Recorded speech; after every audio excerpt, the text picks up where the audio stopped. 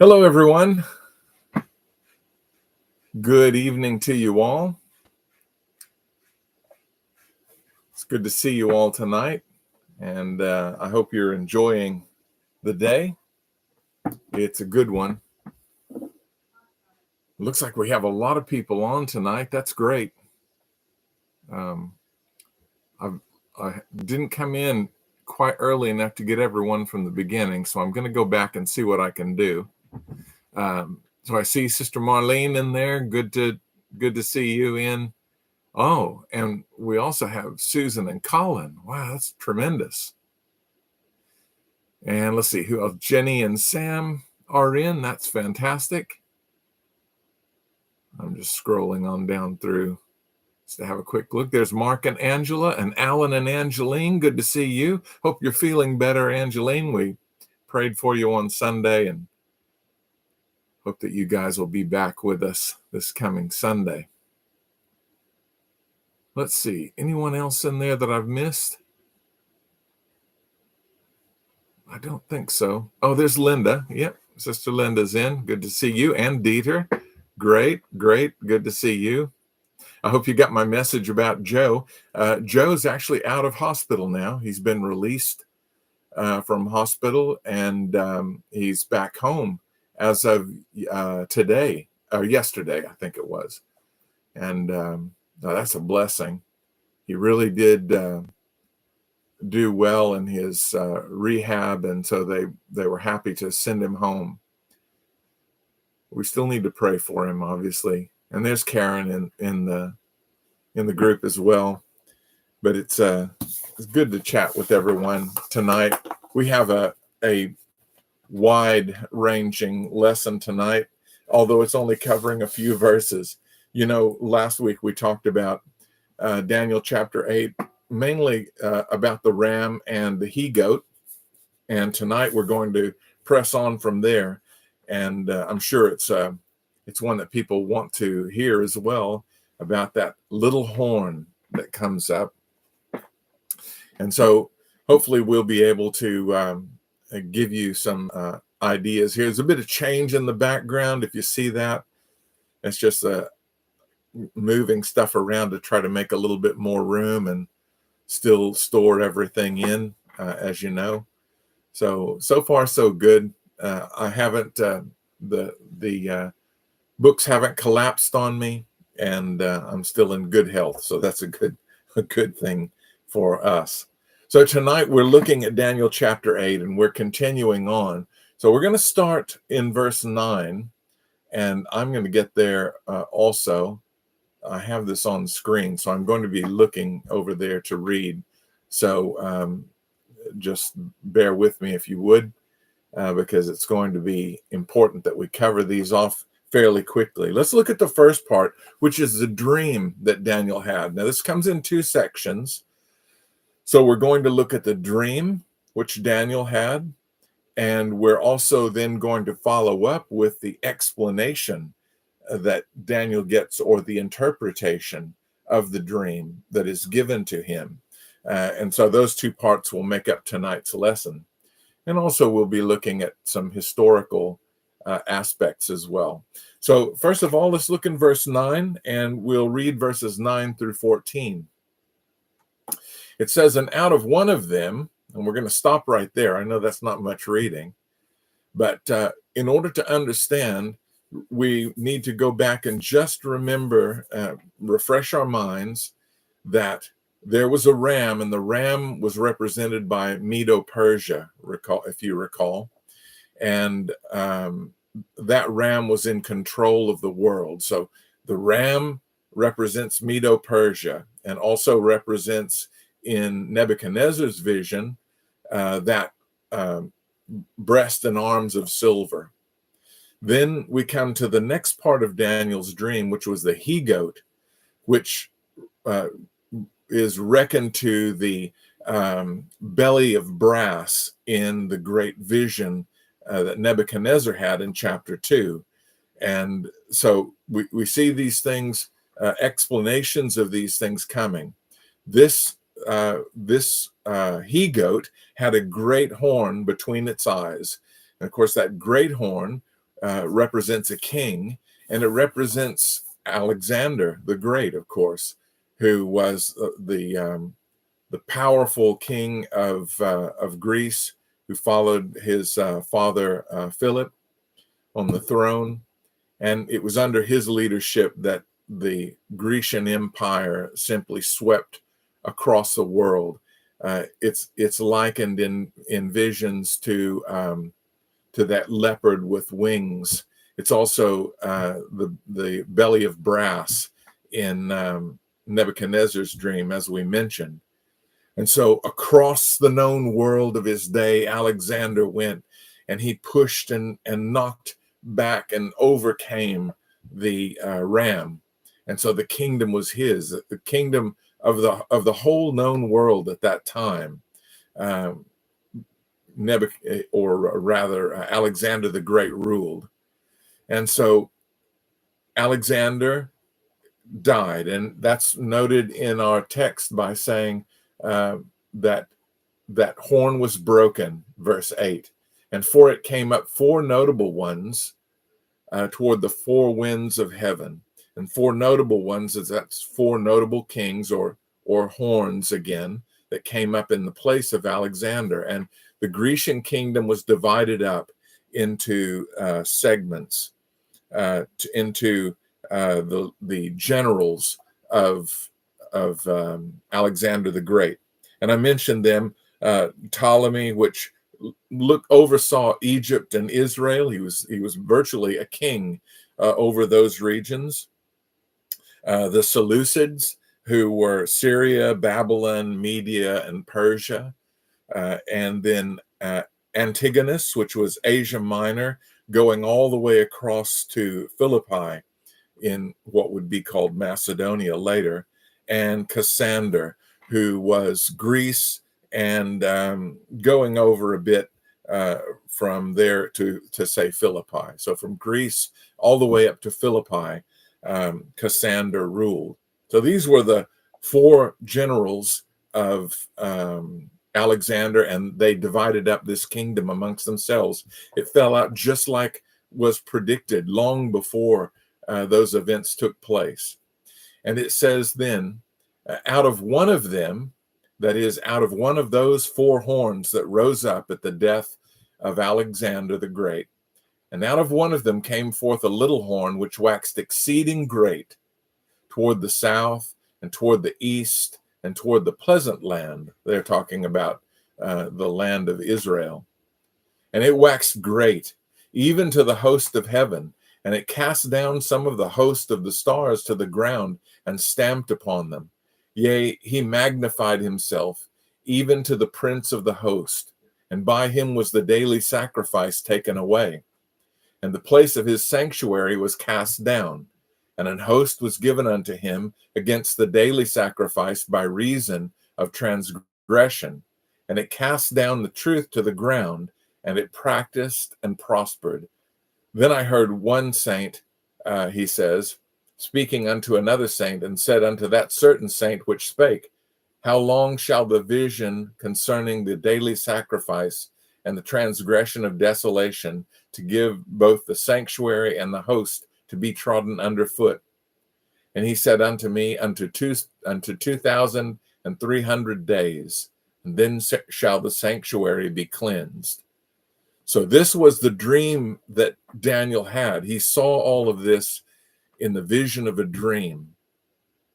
And we know that he was in the capital there. He was between the banks of the river Ulai, in that great oxbow of that river. And we showed you that picture last week. And so we see the dream. Now, Daniel obviously doesn't know what this dream means. The dream has not been interpreted for him yet. And so he's taken aback by everything that he's seen.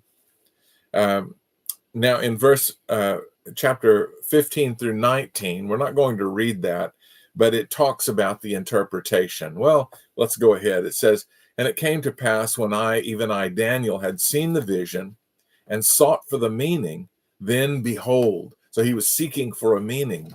the interpretation of the dream he had had. There stood before me the appearance of a man, and I heard the voice of a man between the banks of the Ulai, which called and said, Gabriel, make this man to understand the vision. So he came near where I stood, and when he came, I was afraid. And I fell upon my face, and he said unto me, Understand, O Son of Man, for at the time of the end shall be the vision. So he's telling him here about the time frames. This is Gabriel, the same Gabriel which would appear to Mary and would announce and herald the coming of the Messiah by miraculous virgin birth. So we are familiar with the characters that are being presented to us. So he mentions here in verses 23 through 25. Now, this is the explanation of the dream. So we see in verse 22, just to back up a little bit, it says, Now that being broken, that's talking about Alexander, whereas 4 stood up for it, 4 kingdoms shall stand up out of the nation, but not in his power. So the 4 kings that came following Alexander the Great did not have the power of Alexander the Great. The kingdom was divided into parts, and they were loosely working together, I guess would be the best way to say it. But the kingdom of Greece was slowly falling apart. It was already broken into 4 pieces, but it was soon to fall completely apart. The Bible says here about this one that shall rise up, that there shall 4 stand up, but not in his power. And in the latter time of their kingdom.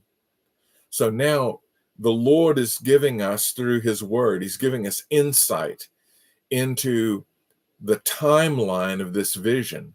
So at the end of their kingdoms, so he's talking about the 4 kings, not talking about the end of the world here, but the end of those 4 kings. So in the latter time of their kingdom, when the transgressors are come to the full, a king of fierce countenance and understanding dark sentences shall stand up. This is that little horn that we saw in that first reading that we had in the early part of Daniel chapter 8. So he's listed here. Let's just look at this a bit. It says he was a little horn. What did it say in verse 23? Verse 23, and the latter time of their kingdom, when the transgressors are come to the full, a king of fierce countenance and understanding dark sentences shall stand up. And of course, this little horn would come forth from one of those horns. And indeed, that king did arise out of one of those horns. Out of the Seleucid dynasty arose a man called Antiochus Epiphanes. He gave himself that little appellation to his name, Epiphanes.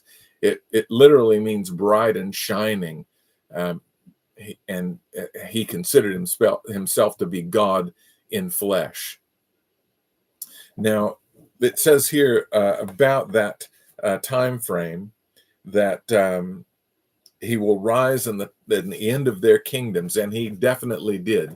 So he rose to power in 175 BC, Antiochus the Fourth.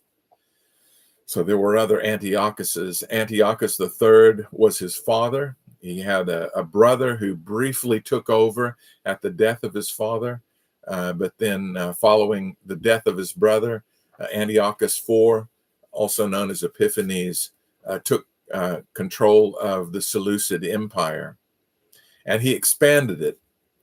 He did a bit of expansion there, and it says here that when the transgressors are come to the full, a king of fierce countenance shall arise. This word fierce means strong, vehement, harsh.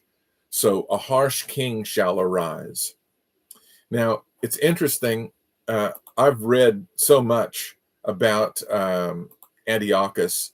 I have some notes written down, and I'd like to read some of those. And I've taken them from various sources, but I've put them together into an area in a way that would help you. So let's just go back and talk about Antiochus's rule, and we'll do that by first reading that section through to verse 26. It says, and in the latter time of their kingdom, when the transgressors are come to the full, a king of fierce countenance and understanding dark sentences shall stand up. And his power shall be mighty, but not by his own power. And he shall destroy wonderfully, and shall prosper and practice, and shall destroy the mighty and the holy people. And through his policy also he shall cause craft to prosper in his hand, and he shall magnify himself in his heart, and by peace shall destroy many. He shall also stand up against the prince of princes, but he shall be broken without hand. Now, this is an interesting passage of scripture.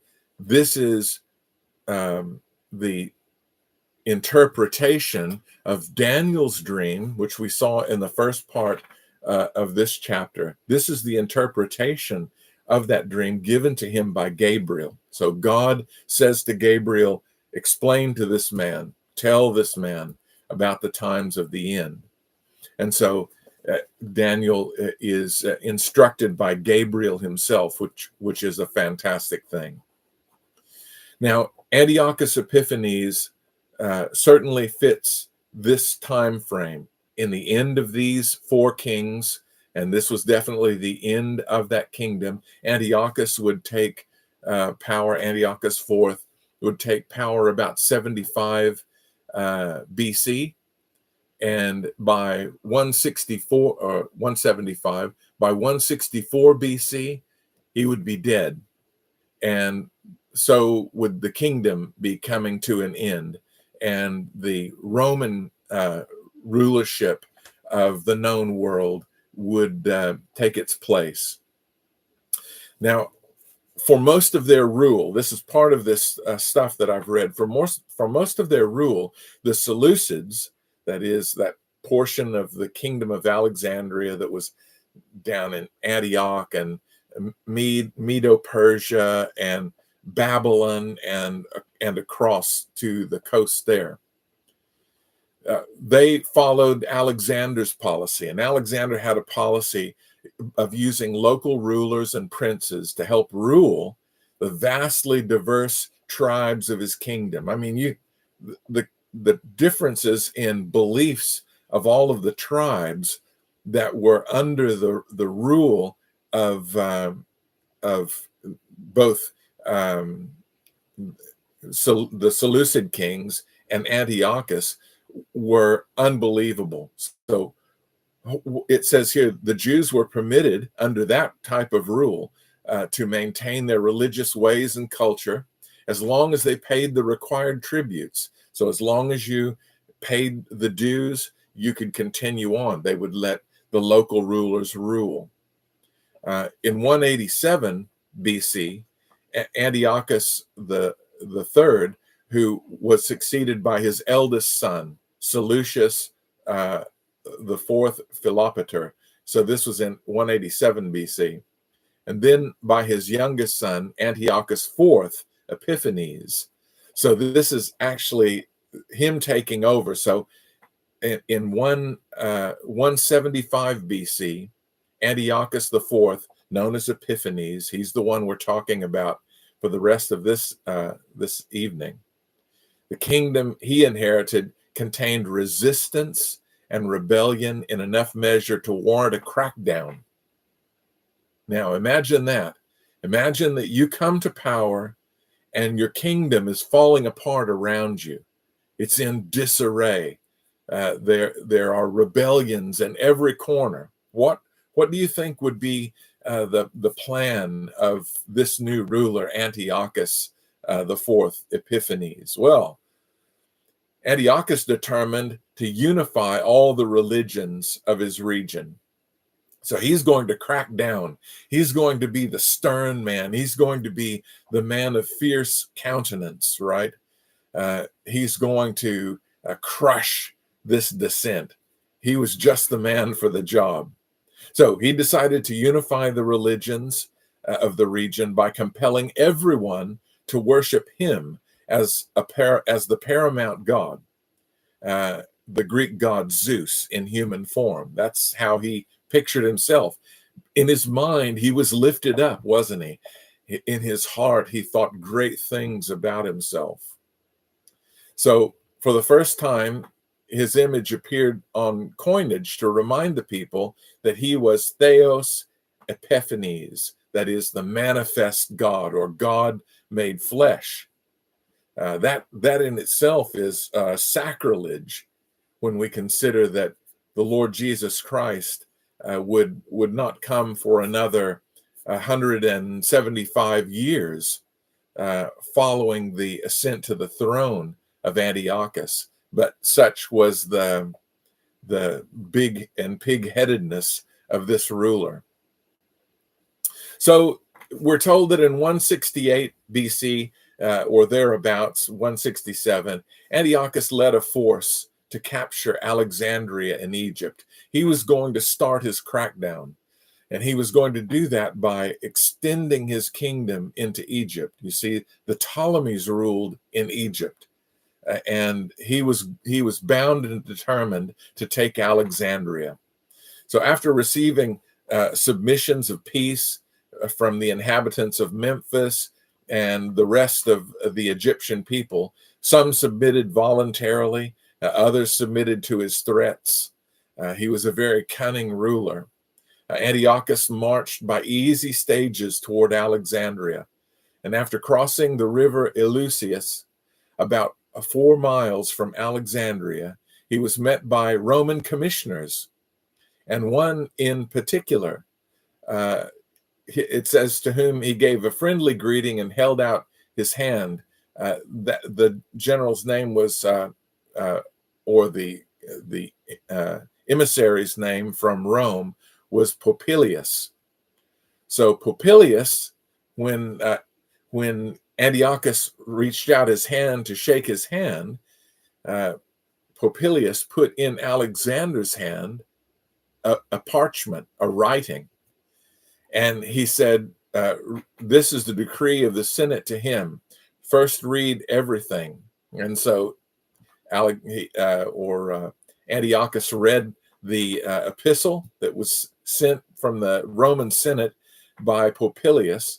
And after reading it through, it called upon him to back out of Egypt, to go back the way he came, to reverse himself there, and not to push into Egypt, and also to remove his ships from Cyprus, because he was intending on taking Cyprus as well. Popilius decided, after reading it through, though, he said, I'm going to call my friends into council and consider what we ought to do. But Popilius, who was also stern, and he drew a circle around Antiochus in the sand, and with a stick. And he said, before you step out of that circle, give me a reply to lay before the Senate. For a few moments, Antiochus hesitated, astounded at such a peremptory order. After all, he's Zeus in human flesh, right? He's God in flesh. And at last he replied, I will do what the Senate thinks right. I will do what the Senate thinks right. So not till then did Popilius extend the hand to the king as a friend, an ally. And so they shook hands there. Antiochus then evacuated Egypt with his troops, his great army, at the appointed date, and the commissioners exerted their authority to establish a lasting concord between the Ptolemy kings and between the Seleucid king, which was Antiochus Epiphanes. And they finally made peace with one another. But it was a great humiliation to Antiochus, what had just happened in Egypt by the hand of Popilius. And in his anger and in his fury, he marched out of Egypt northward through the land of Israel and to Jerusalem. Now, when he gets to Jerusalem, he is hearing stories of intrigue and bribery amongst the leaders there in Jerusalem, military coups among the Jewish ruling class, amongst the various groups and divisions of it, that would rival anything that you could see on television. Antiochus arrived, and he found them in this open state of revolt against him and against each other. There was a revolt against him and also against themselves. They were all fighting for power. The chaos he found in Judea immediately followed that humiliating defeat in Egypt, and he took out his frustrations on the people, the Jewish people. Antiochus took control by slaying many of the people and brutally enforcing his cultural and religious policies upon the population. So they had pushed off from changing their religion, moving away from their religion, which Antiochus had decreed that they should leave their religions and follow this new religion of his. And of course, there was a time of great trouble. Practices such as circumcision were outlawed. The sacred scriptures were burned, and violators were punished brutally, even unto death. So as they found these holdouts who wouldn't bow the knee, they would kill them. And having already laid siege to the Temple Mount and destroying many of the fortifications of Temple Mount, Antiochus built a new fortress known as the Acra. Literally, it's the citadel. That's the determination of it, to consolidate his power over Jerusalem and strengthen his political agents. As a culmination, he proceeded to profane the temple of God by erecting idols within the temple, and even going so far as to set up a temple to Zeus and to offer a pig upon the altar.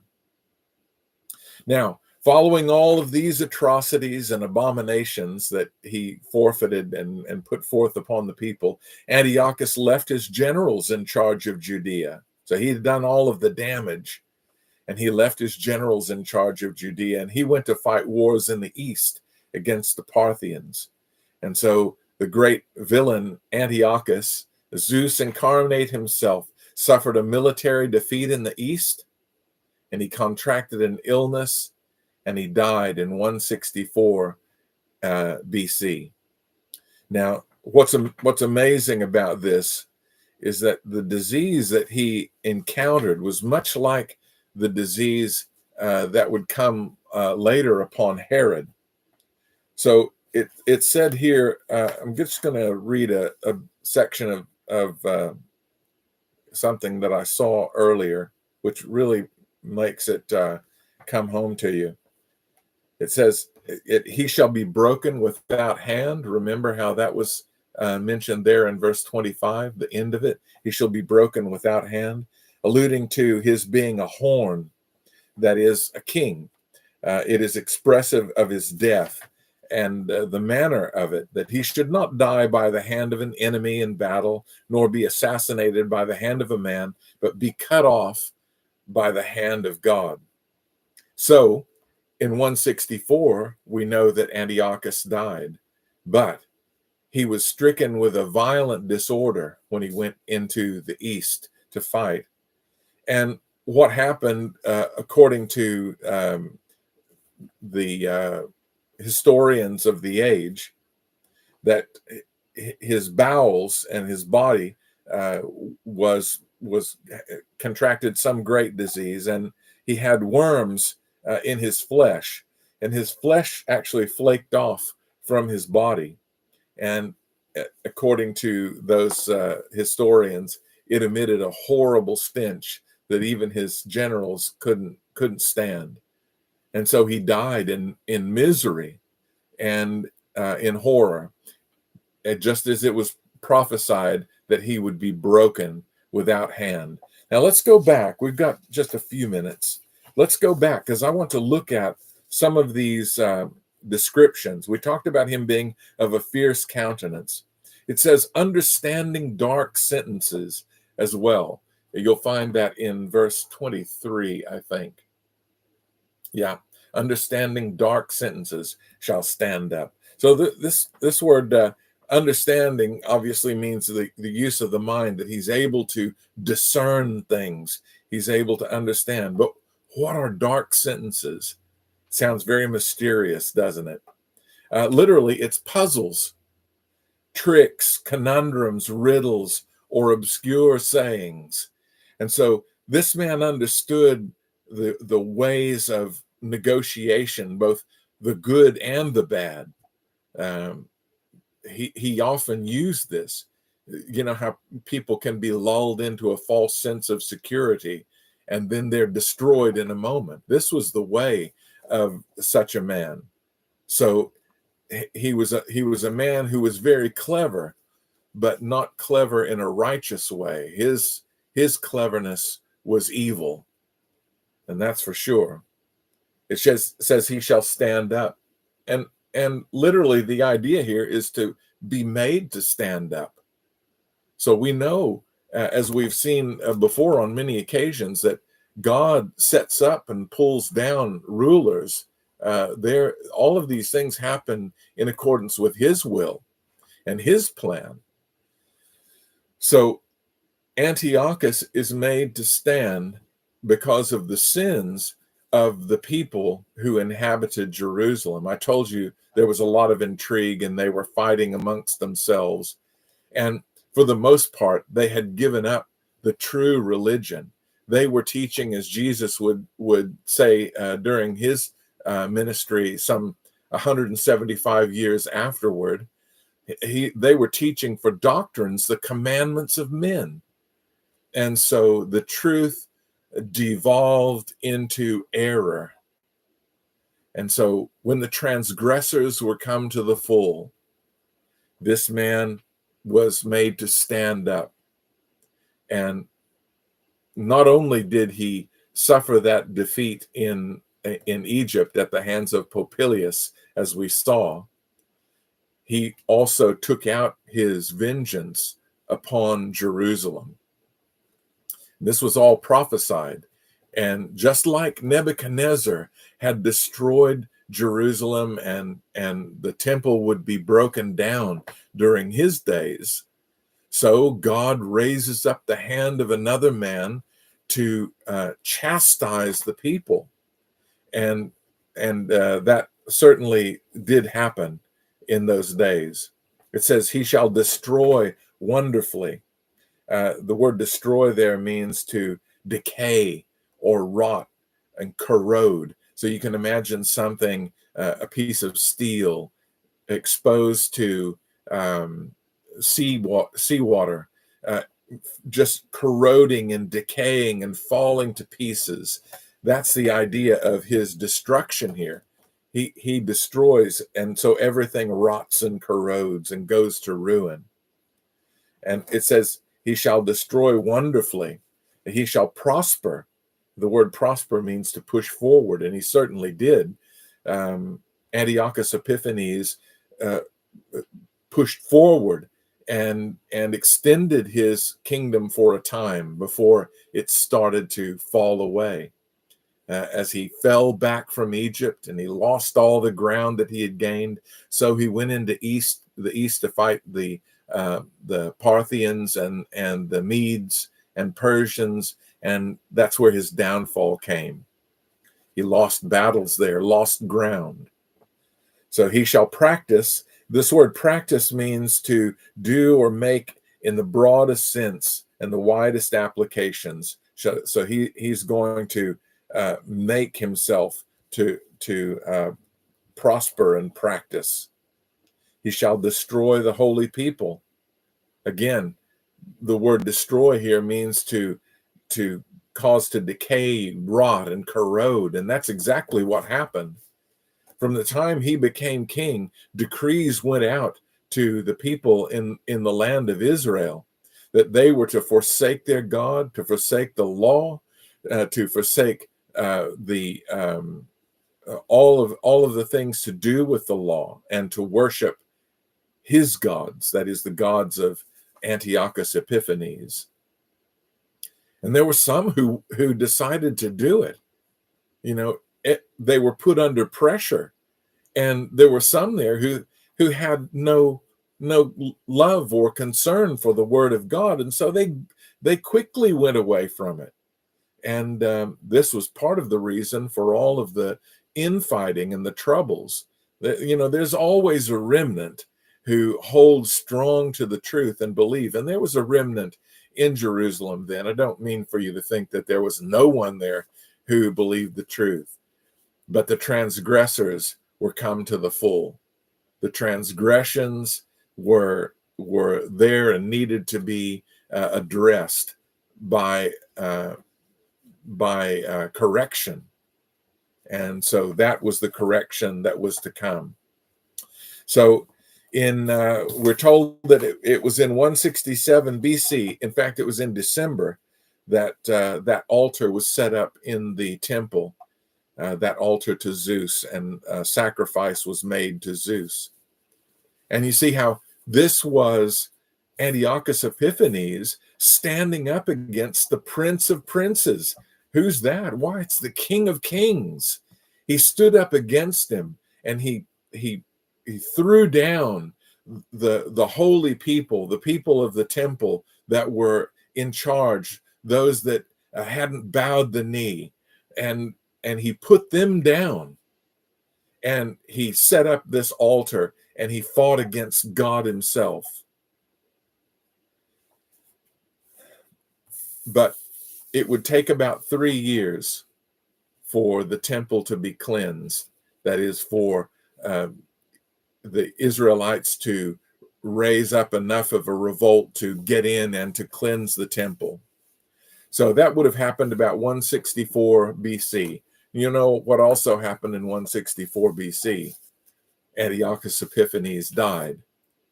He died without hand. No man put his hand to Antiochus Epiphanes.